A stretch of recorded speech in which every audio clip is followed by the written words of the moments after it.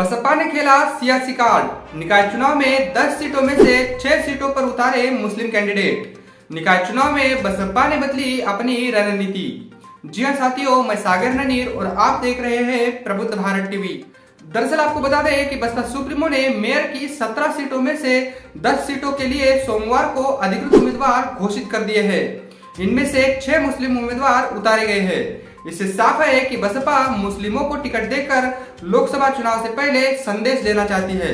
UP में mayor की 17 सीटें हैं। पहले चरण के लिए सोमवार को नामांकन का अंतिम दिन था। पहले चरण में मेयर की 9 सीटों यानी सहारनपुर, मुरादाबाद, आगरा, मथुरा, वृंदावन, झांसी, प्रयागराज, लखनऊ, गोरखपुर और वाराणसी के लिए चुनाव होने हैं।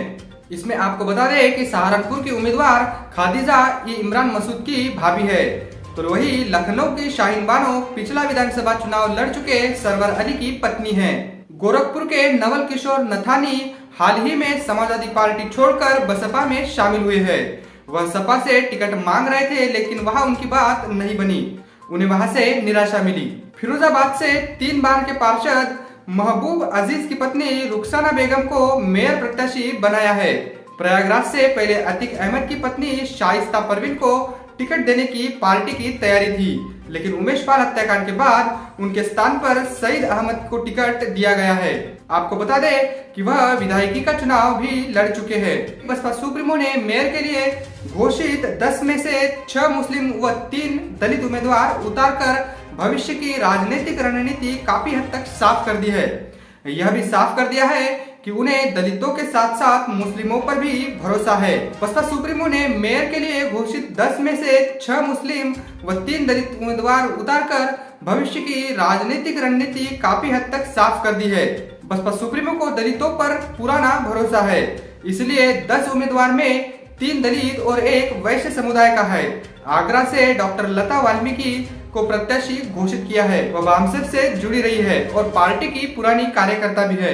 झांसी से भगवान दास फुले को टिकट दिया गया है। उनकी गिनती पार्टी के पुराने कार्यकर्ताओं में होती है।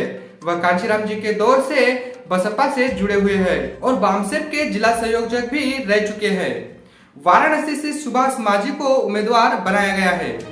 बसपा सुप्रीमो ने वर्ष 2022 में हुए विधानसभा चुनाव में मुस्लिम समुदाय के 88 उम्मीदवार मैदान में उतारे थे। हालांकि एक भी उम्मीदवार जीतने में सफल नहीं हुआ। बसपा सुप्रीमो शायद इसीलिए निकाय चुनाव में मुस्लिम, दलित और ओबीसी गठजोड़ करके ये प्रयोग करना चाहती है, ताकि आने वाले लोकसभा चुनाव में इस पर काम किया जा सके। ब्यूरो रिपोर्ट, प्रबुद्ध भारत टीवी। बहुजन विचारधारा को बढ़ाने के लिए हमारे चैनल को सब्सक्राइब करें, लाइक करें और कमेंट करें।